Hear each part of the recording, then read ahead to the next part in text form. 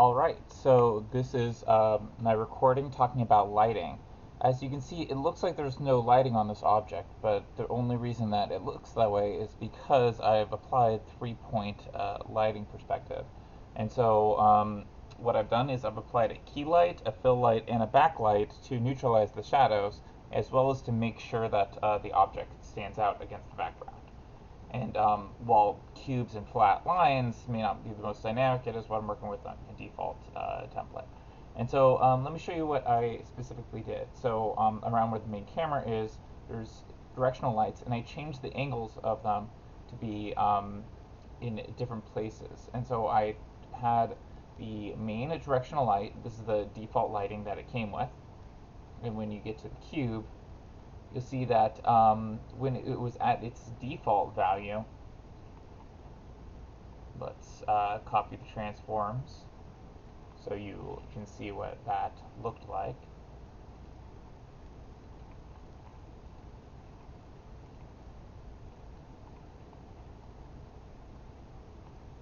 You can see that it has a very noticeable shadow, and that's not good because it makes it look like a stage play. And so what I did is, the first thing I did is let's get it back to its defaults,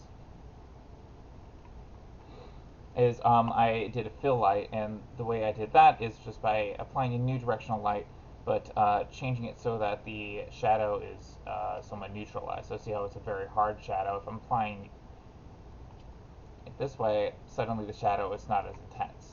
But as you can see, it still is leaving a shadow, which means that there needs to be a light from the back to neutralize it even more, and that would be the backlight.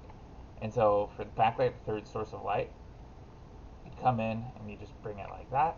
Suddenly this is standing out very well against the background, and the shadow is extremely mitigated, and therefore you have good lighting. In addition, some techniques that we can keep in mind is raycasting. Raycasting would be the default mode of rendering, where a ray is shot from the camera and another one from the light source, and if it hits a polygon, that polygon is rendered into a pixel on to the screen.